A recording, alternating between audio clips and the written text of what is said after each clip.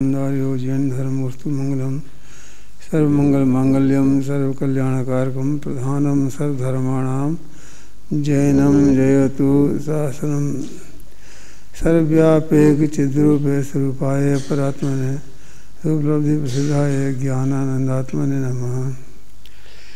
ये देखो page number 446 पर ये कहा गया है बीच में यहाँ पर कि यही उपचार से केवल भगवान के ध्यान कहा है।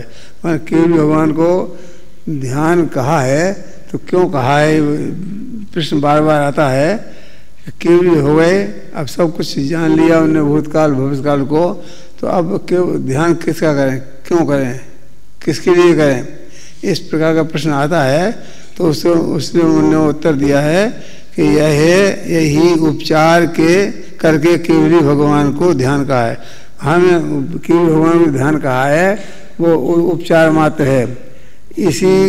इस मार्मिक रहस्य को भेद ज्ञानी जानते हैं। भेद विज्ञानी जो जीव हैं वो इस रहस्य को जान जाते हैं, समझ जाते हैं कि केवल भगवान को नमस्कार क्यों किया गया है। अब आगे इसमें पंक्तियाँ और हैं, वृंदावन कवि की 4 दोहे हैं, 3 दोहे हैं। उसके बाद में देवदास जी ने कह दिया कि हमारे कुछ कहना नहीं है, जो वृंदावन जी ने कहा वही हमारा कहना है।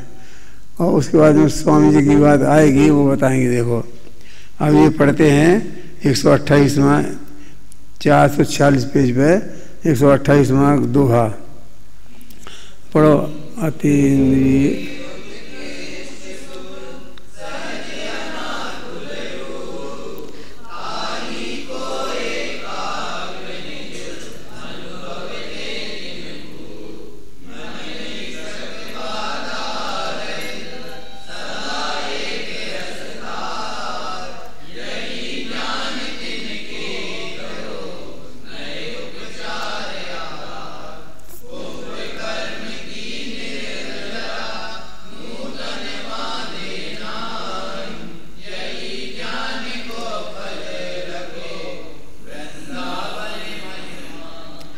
ध्यान के बारे में चर्चा कह रहे हैं कि जिन राज को अनाकुल अतीन्द्रिय उत्कृष्ट सुख सहज प्राप्त है, जिन भगवान को ये सब प्राप्त हो गए हैं, वे उसी में का एकाग्र चित्त से अनुभव कर ध्यान, इसका नाम ध्यान है कि उसी का एकाग्र चित्त से जो अनुभव करते हैं उसका नाम ध्यान है। ध्यान करते हैं, अनुभव करते हैं, ध्यान करते हैं। जो आत्मा का प्राप्त हो गया है उस प्राप्त का जो अनुभव करते हैं वही आत्मा का ध्यान है। इन इच्छाओं और बाधाओं से रहित एक अतीन्द्रिय सुख की एक रसधार उनके अंतर में निरंतर बहती रहती है। उनके अंदर जो केवल भगवान है तो उनके अंदर भी निरंतर क्या बहता रहता है, अतीन्द्रिय सुख बहता रहता है निरंतर। वही अतीन्द्रिय सुख का आनंद लेते रहते हैं। वो उपचार से यहाँ कहा जा रहा है कि उनके ध्यान है। इसी को जो एकाग्र धारा बहती है आत्मा के भीतर भाव की, उसी को यहाँ उपचार से ध्यान कह दिया है। ध्यान कोई अलग से होता नहीं है, जैसे छद्मस के ध्यान होता है ऐसा ध्यान तो केवल होता नहीं है, लेकिन जो अपने स्वरूप में स्थिर हैं तो उसी का नाम ध्यान है। वृंदावन कवि मन में सोचते हैं कि पुराने कर्मों की निद्रा और नए कर्मों का बंधन का अभाव है। ध्यान का यही फल उन्हें प्राप्त है। जो ध्यान का फल क्या है कि पुराने कर्म की निद्रा हो और नया कर्म नहीं बंधे, तो ये ध्यान का फल है जो उन्हें सहज प्राप्त हो गया है। उसमें कुछ सोचना करना नहीं है। पंडित देवदास जी इन गाथाओं का भाव वृंदावन कवि के समान ही कहते हैं। अब आध्यात्म सत्पुरुष कांजी स्वामी क्या कहते हैं वो सुनो आप जरा। वो थोड़ा लंबा है, हालांकि वो कुछ नया कहने वाले नहीं है, लेकिन उन्होंने स्पष्टीकरण तो किया है वो बताएंगे, वो 2 पेज में अपन पढ़ेंगे। आध्यात्मिक श्री कांजी स्वामी इन गाथाओं का भाव इस प्रकार स्पष्ट करते हैं। क्या कहते हैं कांजी स्वामी? वो देखने की बात है कि इससे कुछ हट के कहते हैं कि इसी को स्पष्ट करते हैं। जगत में सामान्य जनों को मोह के निमित्त से और स्वयं की योग्यता से तृष्णा है। 2 बातें हैं कि ये तो निमित्त कहा मोह का निमित्त है और स्वयं की तत्समय की योग्यता है। किसके? संसार में जो सामान्य जन हैं उनकी तो मोह का निमित्त होता है। बाहर निमित्त की अपेक्षा बात करो तो मोह का निमित्त है और उपादान तत्समय की योग्यता है, तो उसकी तृष्णा है। इसलिए उनको किसी न किसी पदार्थ की इच्छा रहती है। किस संसारी जीवों को, सामान्य जीवों को बहुत कह रहे हैं। तथा वे स्वयं ही योग्यता के कारण, स्वयं की योग्यता, ये बात क्यों कह रहे हैं कि वो तो निमित्त परद्रव्य है, उसमें कोई दम नहीं है। जिसमें तत्समय की योग्यता है ना, वो सब मेन कारण है। तो उस जीव के जो संसारी जीव हैं, सदमस्त जीव हैं, उनको तत्समय की योग्यता का भी काम करती है क्या? नहीं, तो वो मुख्य है। तो तत्समय की वे स्वयं की तत्समय योग्यता के कारण और ज्ञानावरण रूप कर्म के निमित्त से संपूर्ण पदार्थों को न तो जान सकते हैं और इनको जिनको जानते हैं उन्हें भी सूक्ष्मता से नहीं जानते। जो सदमस्त जीव हैं वो तो ये तो जानते नहीं है, और जानते भी तो उस बारीकी से नहीं जानते, सूक्ष्मता से नहीं जानते। बहुत जो सूक्ष्म कथन है उसको नहीं समझ पाते हैं वो। इसलिए जो जानते हैं, जानने में नहीं आ रहे हैं, उन्हें जानने की जिज्ञासा होती है तथा अस्पष्ट रूप से जाने हुए पदार्थों में शंका रहती है। ऐसा होने के कारण उन्हें अभिलाषा, जिज्ञासा और संदेह वाले पदार्थों का ध्यान होता है। जो सदमस्त होते हैं वो तो ध्यान करते हैं। क्या का ध्यान करते हैं? कि अभिलाषा होती है, जिज्ञासा होती है, जानने की इच्छा होती है, कुछ संदेह होता है, तो उस जो संदेह होता है उसका ध्यान करते हैं वो। लेकिन कहते परंतु सर्वज्ञ भगवान को निमित्त रूप मोहिनी कर्म का अभाव होने से, निमित्त रूप में तो मोहिनी कर्म का अभाव हो गया है उनके, ये सर्व की बात है। परंतु सर्वज्ञ भगवान को निमित्त रूप से मोहिनी कर्म का अभाव होने से और स्वयं की योग्यता से वीतरागता है। और स्वयं की योग्यता देखो तो वीतरागता है, इसलिए इच्छा ही नहीं है। सर्वज्ञ दशा प्रकट हो गई है। इस प्रकार इस कारण निमित्त रूप ज्ञानावरण कर्म नहीं है। इसलिए भगवान सर्व पदार्थों को अत्यंत स्पष्ट परिपूर्ण जानते हैं। भगवान का ज्ञान है ना, सर्वद्रव्य केवल से, केवल ज्ञान का विषय तो सर्वद्रव्य उनकी संपूर्ण पर्यायों को एक साथ जानने का हो गया है। तो अब वो कहते हैं कि स्पष्टता से परिपूर्ण जानते हैं। अतः उन्हें किसी भी पदार्थ के प्रति अभिलाषा, जिज्ञासा अथवा संदेह नहीं है। भगवान सर्वज्ञ हैं, उन्हें न संदेह है, न जिज्ञासा है, न अभिलाषा है। तो फिर उनको किस पदार्थ का ध्यान हो सकता है? तो किसका ध्यान करें वो? तो उन्हें कुछ भी नहीं है, न जिज्ञासा है, न अभिलाषा है, न संदेह है कोई जानने का। तो फिर किसका ध्यान करें? तो केवल भगवान के परिपूर्ण दशा होने से तक शुक्र ध्यान होता है। और शुक्र ध्यान होता है अवश्य। शुक्र ध्यान के जो 2 पाए हैं आखिरी के, तीसरा और चौथा पाया, वो शुक्र ध्यान का होता है। कौन? सूक्ष्म क्रिया प्रतिवादी और विपरीत क्रिया निवर्तिनी, ये 2 ध्यान है ना। ये एक 13वें अनुष्ठान में और एक 14वें अनुष्ठान में होता है, क्योंकि वे अनाकुल रूप से एक आत्म विषय में अनुभव रूप से स्थिर रहते हैं, आत्मा का अनुभव करते हैं। उसी में स्थिर रहते हैं।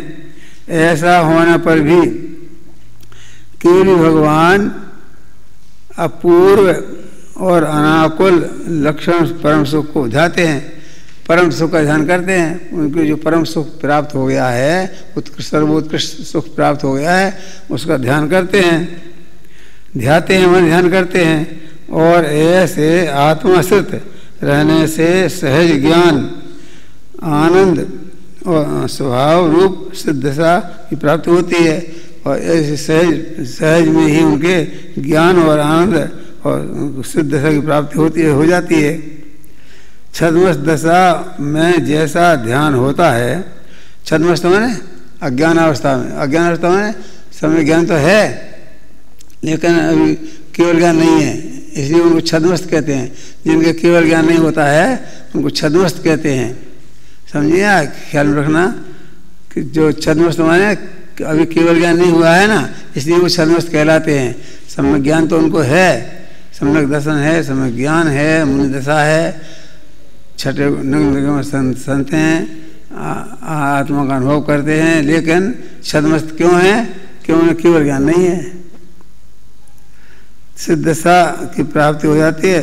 छद्मस्त अवस्था, छद्मस्त दशा में जैसा ध्यान होता है, अनंत भगवान को वैसा ध्यान नहीं करना पड़ता। जैसा छद्मस्त जीवों के ध्यान करना होता है ना, वैसा केवली का नहीं होता है। केवल ज्ञान में जो दशा है वो सहज होती है। वो बता रहे हैं, देखो आगे, परंतु अव्याबाद क्या नहीं आ गई? आनंद अवस्था में अव्याबाद सुख प्रकट नहीं हुआ है। अव्याबाद माने वेदनी के अभाव में जो सुख प्रकट होता है ना, वो अव्याबाद आघाती कर्म मौजूद हैं, तो वो वेदनी कर्म भी मौजूद है, तो अव्याबाद सुख नहीं हुआ। अव्याबाद में कोई बाधा नहीं आवे ऐसा सुख, तो कहीं ना कहीं उपचार, ये भी उपचार ही है। जैसे अनंत भगवान हो गए, सब कुछ उन्हें प्राप्त हो गया है, तो अव्याबाद सुख भी केवल इसलिए कि उनके अभी आघातीय कर्म मौजूद हैं, इसलिए उसके सद्भाव में जो बाधा हो सकती है वो है। तो कौन सा सुख नहीं है? अव्याबाद नाम का सुख नहीं, कोई बाधा ना हो ऐसा सुख नहीं है। वो भी उपचार से है। अव्याबाद सुख प्रकट नहीं हुआ है और योग गुण संबंधी अशुद्धता है, और अभी योग गुण मौजूद है तो उसकी अशुद्धता भी है। मैंने क्या बारीक बात पकड़ ली है, पकड़ रहे हैं। केवल ज्ञान के होने के बाद भी अभी जो अव्याबाद सुख नहीं है और क्या नहीं है, योग गुण संबंधी अशुद्धता है। चार प्रतिजीवी गुणों की पर्याय में अशुद्धता है। प्रतिजीवी गुण माने जो आघातीय कर्मों के सद्भाव में जो प्रकट नहीं हुए गुण, वो प्रतिजीवी गुण अभी मौजूद हैं। चार प्रतिजीवी गुणों की पर्याय में आकुलता अशुद्धता, आकुलता अशुद्धता है। ऊर्ध्वगमन स्वभाव भी शुद्ध रूप से प्रकट नहीं हुआ है। ऊर्ध्वगमन स्वभाव जो है ना, अभी आनंद अवस्था में तो है, वो तो संसारी में रह रहे ना, अभी मोक्ष नहीं हुआ। तो शुद्ध रूप से प्रकट नहीं हुआ है। अनंत भगवान की आत्मा में इतनी कचास है। अनंत भगवान हो गए तो अभी थोड़ी सी कचास है ना, अभी कमी है। कचास में कमी, तो क्या चार प्रतिजीवी गुणों की पर्याय में अशुद्धता है। ऊर्ध्वगमन स्वभाव भी शुद्ध रूप से प्रकट नहीं हुआ है।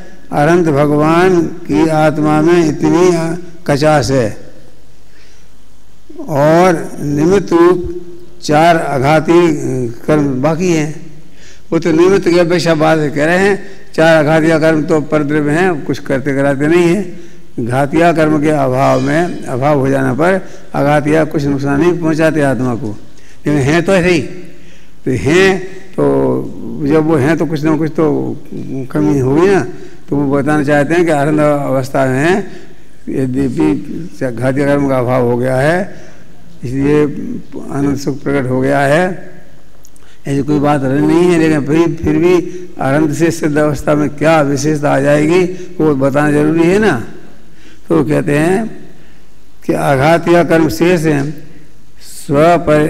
स्पर्श नहीं, स्वपर्याय की इतनी कचास मिटाने के लिए अनंत भगवान को छद्मस्त की तरह कोई विकल्प पुरुषार्थ नहीं करना पड़ता। जैसे छद्मस्त को विकल्प करना पड़ता है, पुरुषार्थ करना पड़ता है, ऐसे अनंत भगवान को कुछ नहीं करना पड़ता है, वो स्वाभाविक ही हो जाता है, अपने आप समय पर हो जाता। जब जो आयु का वो 4 कर्म का पूरी हो जाएगी ना स्थितियाँ, तो वो अपने आप ऑटोमेटिक उससे भगवान बन जाएंगे। तो कहते ऐसा कुछ नहीं करना पड़ता, पुरुषार्थ नहीं करना पड़ता, आत्मानुभव की स्थिति में स्थित रहने से क्रम क्रम से मलिनता समाप्त होकर सिद्ध दशा प्रकट होती है। क्रम क्रम से अपने आप स्वतः वो सिद्ध दशा प्रकट हो जाती है, कुछ करना नहीं पड़ता। इसलिए एक आत्मा में अवस्थित रहने से भगवान को शुक्र ध्यान कहा है। और एक अवस्था में तो रहते हैं, शुक्र ध्यान क्यों कहा उनको? सिद्ध अवस्था में तो कोई ध्यान नहीं है, तो इसलिए हम कहें कि उपचार से अनंत भगवान के वो जो शुक्र ध्यान भी कहा है।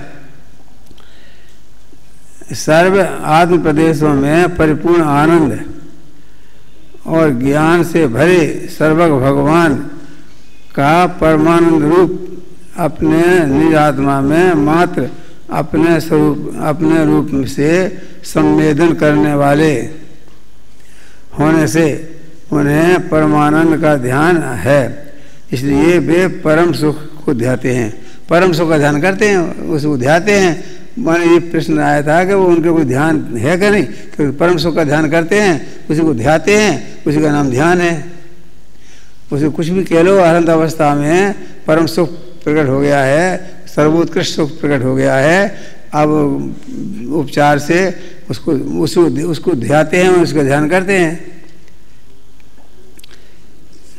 उक्त गाथाओं और उनकी टीका में अनेक युक्तियों से इस शंका का समाधान किया गया है। किस शंका का? कि अनंत भगवान के ना तो अभिलाषा है, ना जिज्ञासा है, और न किसी प्रकार की संदेह ही रहा है, क्योंकि वे वीतरागी और सर्वज्ञ हो गए।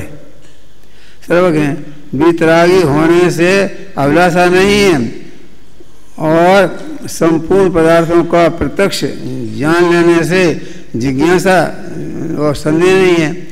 जिज्ञासा कब होती है? जानने की इच्छा होगी, उसका नाम जिज्ञासा है। तो जानने की इच्छा इसलिए नहीं, बीता हो गए, पूर्ण ज्ञानी हो गए, इसलिए जानने की इच्छा खत्म हो गई, और संदेह तो सवाल ही नहीं है, संदेह नहीं रहा। इस प्रकार जब कोई कमी ही नहीं है, अनंत भगवान में कोई कमी ही नहीं है, तो वे ध्यान किस लिए करते हैं? फिर क्या ध्यान करते हैं? कहते हैं ये उपचार से ध्यान कहा है, वास्तव में ध्यान में कुछ नहीं है। आत्मा को ध्याते हैं, वो इसका नाम ध्यान है। ध्यान शब्द कह लो, लेकिन वो आत्मा ही का ध्यान करते हैं, आत्मा में स्थिर रहते हैं, वही ध्यान है। और किसका ध्यान करते हैं? उक्त शंका का समाधान करते हुए कहा गया है।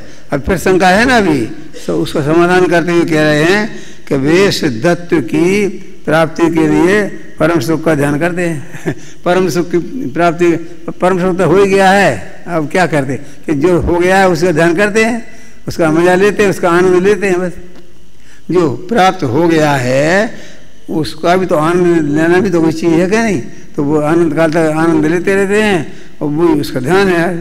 परम सुख का ध्यान करते हैं माने परम सुख का अनुभव करते हैं, ध्यान करते हैं माने अनुभव करते हैं। परम सुख का ध्यान करते हैं माने परम सुख का अनुभव करते हैं। उनको परम सुख तो प्रकट हो ही गया है, और उसी का अनुभव करते हैं, उसी को ध्यान कहते हैं। परम सुख का ध्यान करते हैं, परम सुख का अनुभव करते हैं। आचार्य जयसेन के अनुसार यह कथन उपचारित कथन है। क्या कहे? जयसेन तो कहते हैं भैया तो उपचार की बात है। उपचार माने कथन मात्र है, कहने की बातें हैं, इसमें कोई दम नहीं है। माने ये उपचारित कथन माने कहने का उपचार किया गया है, वास्तविकता कुछ नहीं है। क्योंकि अनंत भगवान का सब कुछ प्राप्त हो गया है। अब रहा क्या है जो सिद्ध, अब तो केवल कथन मात्र हैं। अच्छा, अघातिया कुछ घातिया के साथ घातिया का अभाव हो गया तो अघातिया कुछ करते नहीं है। वो कब करते थे? जब घातिया कर्म थे तो अघातिया कुछ करते थे। जब घातिया कर्म का अभाव हो गया तो घातिया के अभाव में अघातिया कर्म कुछ करते नहीं है, कुछ उनका काम नहीं है। इसलिए कहते हैं कि आचार्य जयसेन ने उपचार, आचार्य जयसेन के अनुसार यह कथन उपचारित है। जयसेन आचार्य तो यही मानते कि उपचार की बातें हैं, हालांकि ने इसलिए अमृतचंद्र ने नहीं चर्चा करी उसकी, क्योंकि वो नहीं कहना चाहते कोई भी। लेकिन जयसेन आचार्य ने कह दिया कि उपचार की बात है, इसमें कोई दम नहीं है। क्योंकि अनंत अतीन्द्रिय सुख प्राप्त हो जाने से वस्तुतः उन्हें ध्यान होता ही नहीं। क्या करें कि ध्यान रहा ही नहीं। अब किसका ध्यान करें, काय का ध्यान करें? और जो सुख हो गया है अनंत सुख, उसी का अनुभव करते हैं, उसी को ध्यान कहते हैं। ध्यान कह दो चाहे कुछ में कह दो, ये कह रहे हैं कि उसे ध्यान होता ही नहीं। वास्तव में देखा है तो ध्यान नहीं होता है।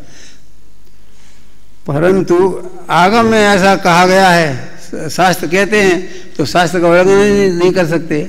शास्त्र कहते हैं तो हम मान लेते हैं भैया, शास्त्रों में लिखा है तो कुछ होता होगा भैया, ठीक है। कि परंतु आगम में ऐसा कहा गया है, मैंने आगम कहता है तो आगम हमारे सिरोधारी है, सबसे ऊपर है आगम। तो आगम में कहा है तो हम उसको स्वीकार कर लेते हैं। क्या कहा गया आगम में कि 13वें और 14वें गुणस्थान में शुक्ल ध्यान के अंतिम 2 पाए हो जाते हैं। कौन को 2 पाए मालूम? विपरीत क्रिया निवर्ती नहीं, कौन को बताए थे?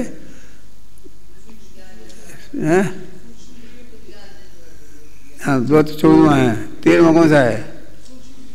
सूक्ष्म क्रिया प्रतिपाती और विपरीत क्रिया निवर्ती नहीं। ये 2 ध्यान होते हैं, ऐसा आगम में कहा है। तो जब आगम में कहा है तो हमें कोई दिक्कत नहीं है, चलो मान लेते हैं। है तो उपचार ही से, मान वास्तविकता तो है कुछ है नहीं, और उपचार से मान ले कहते हैं। शास्त्रों में लिखा है किसी अपेक्षा से, हम भी उसको स्वीकार कर लेते हैं। ऐसा आचार्य जयसेन कह रहे हैं। क्या कह रहे हैं कि आगम को से हम आगे नहीं जा रहे हैं। आगम में लिखा है तो हम ही मान लेते हैं, और वो कोई अपेक्षा है उस अपेक्षा से होता होगा है, और वो उपचार मात्र है। इस प्रकार से ये गाथा पूरी हो जाती है। अब अपन थोड़ा सी अपने पास टाइम है तो ये 199वीं गाथा को शुरू करते हैं। जितनी होगी उतनी हो जाएगी। सुनो, जब केवली भगवान को अभिलाषा, जिज्ञासा और संदेह नहीं है तो फिर वे ध्यान किस लिए करते हैं और किसका करते हैं? यह प्रश्न, इसका उत्तर विगत गाथाओं में दिया गया। हालांकि प्रश्न आया था, उत्तर भी दे दिया है। अब इस गाथा में यह कहते हैं कि मोक्ष मार्ग शुद्धात्मा की उपलब्धि रूप है। मोक्ष मार्ग क्या है, इस बात को इस गाथा में कहते हैं कि मोक्ष मार्ग को शुद्ध आत्मा की उपलब्धि रूप है, शुद्ध आत्मा की प्राप्ति स्वरूप है, ऐसा इस गाथा में कहते हैं। पढ़ो। एवं जना जनिंदा सिद्धा मंगम समुत्थिता समणा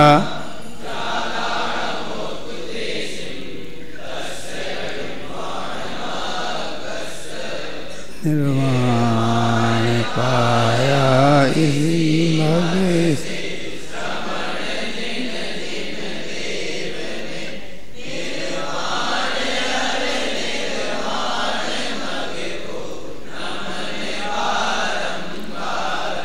ये मगकार तो आप सुनेंगे, मग में मार्ग है, ऊपर भी मग आया है, नीचे भी मग आया है। निर्माण मग माना मुक्ति का मार्ग, निर्माण और निर्माण का मार्ग 2 अलग अलग है ना।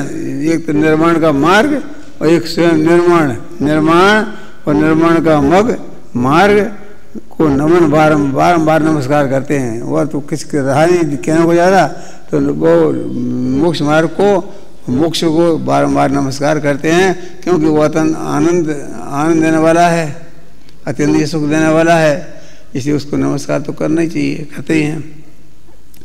जिन और जिनेंद्र, जिनेंद्र मतलब तो आप जानते ही हो, जय अपन जय जिनेंद्र बोलते हैं रोजाना। और जिन माने क्या चौथे अनुष्ठान वाले से लेकर चौथे अनुष्ठान वाले जिन है, और फिर आगे चलते जिनेंद्र हो जाते हैं वही। तो जिन, जिनेंद्र और श्रवण, श्रवण माने मुनिराज, छठे सातवें अनुष्ठान में जीने वाले जिन, जिनेंद्र और श्रवण। अब आप ये कहोगे कि क्रम भंग कर दिया कि पहले जिन कह दिया, फिर जिनेंद्र कह दिया और फिर श्रवण कह दिया। तो ऐसा कहना चाहिए था कि फिर जिन और फिर श्रवण और फिर जिनेंद्र। अर्थात तो सामान्य केवली, उन्होंने अर्थ किया उसका, जिन माने सामान्य केवली और तीर्थंकर केवली और मुनिरान, ये अर्थ किया उन्होंने। जिन माने यहाँ पर चौथा अनुष्ठान नहीं लिया, बल्कि क्या लिया है कि जिन माने सामान्य केवली और फिर दूसरे नंबर लिया तीर्थंकर केवली और फिर लिया मुनिराज। मुनिराज को अंत में रखा है। तीर्थंकर और भगवान सामान्य जो केवली होते हैं ना, अरंत भगवान, तो अरंत भगवान में और तीर्थंकर भगवान में क्या अंतर है? कुछ का अंतर ज़्यादा कुछ नहीं है। तीर्थंकर का जो प्रकृति है वो तो इसी भव में उदय में आती है, अगले भव तो जाती नहीं है। अगले भव में सिद्ध होगा तो सही से हुए। जब तक अरहंत हैं तो अरहंत के भगवान के विशेष कुछ सुविधाएँ होती हैं। तीर्थंकर जो अरहंत होते हैं उनकी कुछ समस्त विभूति होती है। तीर्थंकर नामकरण का उदय होता है, वो तो नामकरण का उदय है, उसमें प्रकृति का सिद्ध भगवान के नाम ही कर्म नहीं रहा तो तीर्थंकर प्रकृति क्या, तीर्थंकर काम क्या रहा? कुछ नहीं रहा। सिद्ध भगवान तीर्थंकर नहीं होते, अनंत भगवान तो होते हैं। अनंत भगवान में तो एक कार्य में तीर्थंकर तो 24 ही होते हैं और अनंत तो अनंत हो सकते हैं। अनंत के लिए कोई शर्त नहीं है। तीर्थंकर के लिए कुछ विशेष है तो विशेष पुण्य का उदय है, उससे तीर्थंकर प्रकृति बन जाती है। तीर्थंकर प्रकृति बंद होता है तो उसके उदय में जब वो आता है तो इस संवत्सरण की विभूति होती है और ठाट बाट होते हैं, नाना प्रकार की कुछ व्यवस्थाएं होती हैं। तो वो पुण्य का फल है, उसमें कोई दम नहीं है। तीर्थंकर होने में कोई विशेषता बात नहीं है, बस इतना है कि सामान्य केवली और तीर्थंकर केवली के सुख में तो कोई फर्क है ही नहीं, दोनों का सुख एक जैसा ही है। लेकिन लोक में तीर्थंकर की मान्यता होती है, अपन तीर्थंकर भगवान की मूर्तियां विराजमान करते हैं। तो ये कहते हैं, इसका अर्थ पर वो पढ़ते हैं, जिनेंद्र भगवान, जिन, जिनेंद्र और श्रवण, तीन होता है ना, जिन, जिनेंद्र और श्रवण। अर्थात तो सामान्य केवली, तीर्थंकर केवली और मुनिगण पूर्वोक्त मार्ग में आरूढ़ होकर सिद्ध हुए। इन मार्गों में आरूढ़ होकर के अंत में सिद्ध हो गए। उन्हें और उक्त मार्ग निर्माण दोनों को नमस्कार करते हैं। उनको नमस्कार किया, सिद्ध अरहंतों को, सिद्धों को भी, और मार्ग को भी नमस्कार किया है। जिस मार्ग से वो मोक्ष को प्राप्त हुए हैं, सिद्ध हुए हैं, उस मार्ग को नमस्कार किया है, और जो सिद्ध हुए हैं उन सिद्धों को नमस्कार किया है। आचार्य अमृतचंद तत्व प्रदीप का टीका में गाथा के भाव को इस प्रकार बताते हैं। क्या बताते हैं? देखो, सभी सामान्य चरम शरीरी, सामान्य चरम शरीर में चरम मत हो अंतिम, जो अंतिम शरीर होता है उसको चरम शरीर कहते हैं। अंतिम शरीर को चरम शरीर कहते हैं। तो सामान्य होते हैं वो सामान्य, मतलब जो तीर्थंकर नहीं है वो सामान्य हो गए सब। जैसे सामान्य चरम शरीरी और चरम शरीरी तीर्थंकर, और अचरम शरीरी माने ये साधु जो अंतिम शरीर नहीं है उनका, अभी एकाध भव और धारण करेंगे, 2 भव धारण करेंगे, 3 भव धारण कर सकते हैं। तो जो अभी अंतिम नहीं है वो अचरम शरीर कहलाते हैं। चरम शरीर माने अंतिम शरीर, इसके बाद शरीर धारण नहीं करेंगे, मुक्त हो जाएंगे, तो वो चरम शरीर हो गए। तो चरम शरीर 2 प्रकार हो गए, एक सामान्य चरम शरीरी और एक तीर्थंकर चरम शरीरी, और एक अचरम शरीरी है जिनका अभी एक दो भाव बाकी हैं, उनको आचरम शरीर कहते हैं। आचरम शरीरी मुमुक्षु यथोक्त शुद्धात्म प्रवृत्ति के है लक्षण जिनका। अब शुद्धात्मा की प्रवृत्ति तीनों में है, वो सामान्य केवली उनमें भी है, तीर्थंकर केवली उनमें भी है, और जो आचरण शरीरी उनमें भी है। ऐसी विधि से प्रवर्तमान मोक्ष मार्ग को प्राप्त करके सिद्ध हुए हैं, किसी अन्य विधि से आज तक कोई भी सिद्ध नहीं हो। इसी एक ही सिद्ध होने की विधि एक ही है, वितराग होना है, राग का अभाव करना है, वो सिद्ध होने की एक विधि है। इस विधि जितने भी आज तक हुए सिद्ध हुए हैं, आगे सिद्ध होंगे, वो सब एक ही विधि है, कोई दूसरी विधि नहीं है। अपने को जानो, अपने को पहचानो, अपने में जम जाओ, स्थिर हो जाओ और तुम मोक्ष को प्राप्त कर लोगे। बस यही एक विधि है, इसके अलावा कोई विधि नहीं है। सबसे पहले क्या अपने जानना, माने प्रतीति पूर्वक जानना। श्रद्धान करने का मतलब जानना है, जानना माने श्रद्धान पूर्वक जानना। पहले सामान्य जानकारी हो, अपन मैं कौन हूँ, मेरा स्वरूप क्या है, सामान्य जानकारी करते हैं। फिर प्रतीति हो जाती है, प्रतीत होती है तो समय ज्ञान हो जाता है। जब समय ज्ञान हो गया तो उससे फिर केवल ज्ञान की प्राप्ति की तैयारी हो जाती है। क्या कहते हैं, इसके निश्चित होता है, इससे निश्चित होता है कि यह एक मोक्ष मार्ग है, अन्य कोई मोक्ष मार्ग नहीं। मोक्ष मार्ग एक ही है, दूसरा कोई मोक्ष मार्ग नहीं है, दूसरी कोई विधि नहीं है, एक ही विधि। अंत में आपको यहाँ आना पड़ेगा। पहले कुछ ही कितने विकल्प कर लो, सोच लो किसके बारे में, पढ़ लो जितना पढ़ना हो, अंत में एक जानो और जानते रहो। जाना माने सम्यक दर्शन, सम्यक ज्ञान हुआ, और जानते रहो माने सम्यक चारित्र हो गया। सम्यक दर्शन ज्ञान चारित्र ये मोक्ष का मार्ग है। अपने को जानना है और जानते रहना है। एक बार जान लिया, सम्यक दर्शन सम्यक ज्ञान हो गया, और जानते रहे केवल ज्ञान हो गया। इतना सा काम है। मार्ग बहुत सरल है, बहुत सीधा है समझने वाले के लिए, कि आपको ज़्यादा झंझट में पड़ना नहीं है। अरे ये तो सब मैंने पशुओं को हो जाता है भाई साहब, तो आप तो पशु से तो गए भी तो नहीं हो, पशुओं से अच्छे होगा नहीं, तो सम्यक दर्शन तो उनको हो जाता है, सम्यक ज्ञान भी हो जाता है, सम्यक चारित्र जब होगा जब हो जाएगा। ये सम्यक दर्शन ज्ञान हो गया, चारित्र तो अल्पकाल में होने वाला है। बहुत से बहुत समझ लो कि भगवान महावीर स्वामी के जीव को 10 भाव लग गए थे, आपको 10-20 लग जाएंगे, लेकिन होगा अवश्य। ऐसा नहीं हो सकता कि नहीं होगा। सम्यक दर्शन जिसको हो गया, उसको सम्यक चारित्र हुए बिना नहीं रहेगा, तो वो हो जाएगा। और फिर उसमें सामर्थ्य वैसी प्रकट हो जाती है। ऐसा नहीं है क्या, हाय राम अब कौन कहे सम्यक चारित्र। अरे सम्यक दर्शन हो गया, सम्यक ज्ञान हो गया, सम्यक चारित्र होने में क्या देर है। उसमें सहन शक्ति, वीरता, सब गंभीरता सब आ जाती है, ऑटोमेटिक हो जाता है। अब जैसे मान लो पशु पर्याय में आप जाएंगे, तो वहाँ कौन से कपड़े हैं आपको पहनने के लिए। उस पर्याय में जाएंगे, हम रोज़ देखते हैं कबूतरों को बैठे रहते हैं, आखिर कौन से कपड़े ओढ़ते हैं वो। तो जिस पर्याय में जाएंगे उस पर्याय की योग्यता वैसी हो जाती है।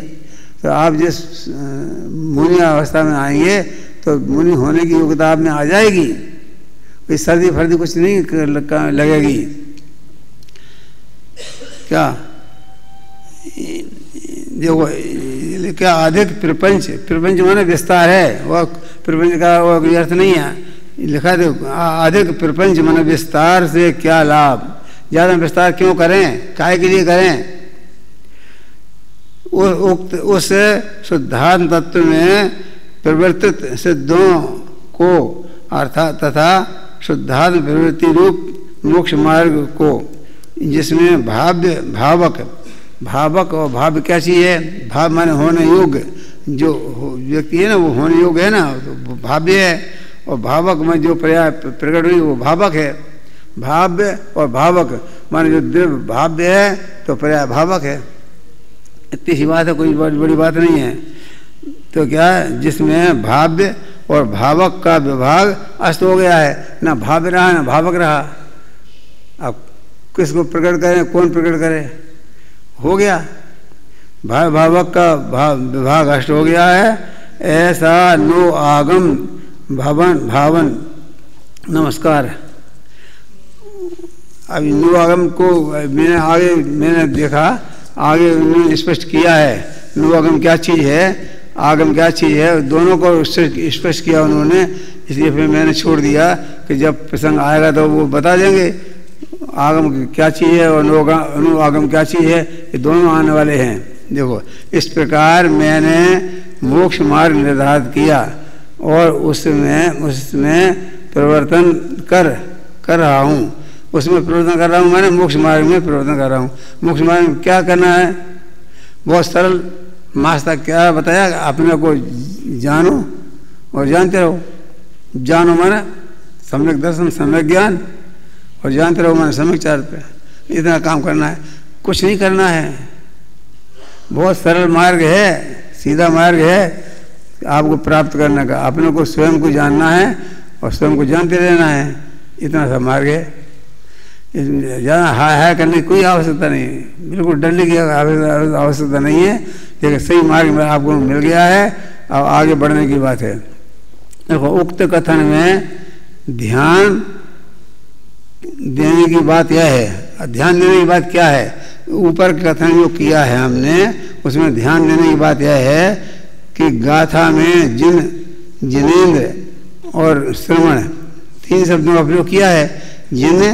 जिनेंद्र और श्रवण शब्द आए हैं, जिनका सामान्य अर्थ चरम शरीरी, सामान्य केवली और तीर्थंकर केवली, ये अर्थ है उसका। चरम शरीरी में अंतिम शरीरी और केवली, सामान्य अर्थ क्या है, चरम शरीरी सामान्य केवली हो गए, जिन्हें तीर्थंकर प्रकृति का नहीं है, ये सामान्य केवली। और तीसरे तीर्थंकर बन के जो मोक्ष गए हैं उनको चरम तीर्थंकर केवली तथा चरम शरीरी और अचरम शरीरी। अचरम शरीरी माने जिनके 2-3 भाव बाकी हैं उन्हें अचरम शरीरी कहते हैं, और चरम शरीर माने जिनका अंतिम भाव आ गया है वो चरम शरीरी है। अब ये इसके बाद नया भाव धारण नहीं करेंगे तो वो चरम शरीरी हैं, और जो आगे 1-2 भाव और लेंगे वो अचरम शरीरी हैं। चरम शरीरी और अचरम शरीरी सभी मुनिराज तो मुनिराज को मूर्ता हो सकता है, परंतु यहाँ श्रवण का शब्द आचरम शरीरी अर्थात तो उसी भव से मोक्ष नहीं होने वाला मोक्ष भी लिए गए हैं। मान चरम से जो आचरम शरीरी हैं उसी भव से मोक्ष नहीं आएंगे, जो चरम शरीरी हैं वो उसी भव से मोक्ष जाएंगे। जिनमें ज्ञानी श्रावक और मुनिराज सभी आ जाते हैं। साथ में यह लिखा है, क्या लिखा है कि ये सभी शुद्धात्म प्रवृत्ति रूप मोक्ष मार्ग से सिद्ध हुए हैं। ये सब आत्मा में प्रवृत्ति करी इन्होंने, वैसे इन्हें मोक्ष मिला है।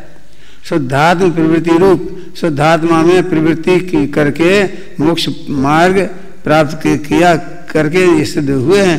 मोक्ष मार्ग क्या है, शुद्धात्मा में प्रवृत्ति मोक्ष मार्ग है, और शुद्धात्मा में प्रवृत्ति करके मोक्ष मार्ग में जा करके सिद्ध हुए हैं, मोक्ष प्राप्त कर लिया है। यहाँ प्रश्न सहज ही संभव है। अब प्रश्न क्या संभव है कि आचरम शरीरी हैं वे सिद्ध कैसे हो सकते हैं। जो आचरम शरीरी हैं वो उनका सिद्ध होने की प्रक्रिया क्या है, ये जिज्ञासा पैदा हुई कि तो चरम शरीर तो चले जाएंगे मोक्ष, आचरम शरीर का क्या होगा, वो कब जाएंगे, कैसे जाएंगे, क्या करेंगे। तो वे सिद्ध कैसे हो सकते हैं।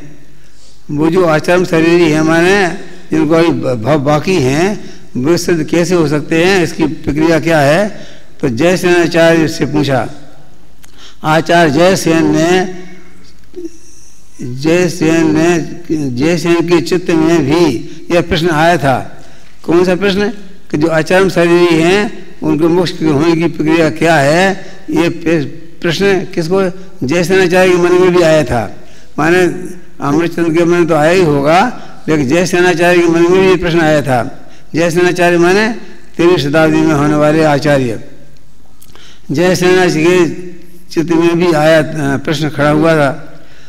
और आचरण होगा कि आचरण शरीरियों को सिद्धपना कैसे घटित हो सकता है, आचरण शरीरियों के सिद्धपना कैसे घटित होता है, ये प्रश्न जयसेनाचार्य के मन में भी आया था। यही कारण है कि उन्होंने इस प्रकार की शंका उपस्थित करके उसका निम्नलिखित समाधान किया है। उन्होंने समाधान किया है, वो समाधान पढ़ लेते हैं अभी अपन, अपने पास 2 मिनट हैं अभी। देखो, उसी भाव से मोक्ष नहीं जाने वाला आचरम शरीरियों के सिद्धपना कैसे संभव है, यदि कोई ऐसा प्रश्न करे तो उसका उत्तर आगम में इस प्रकार दिया है। आगम में क्या उत्तर दिया है वो सुनो। तब सिद्धे नय सिद्धे संयम सिद्धे चरित्र से देया,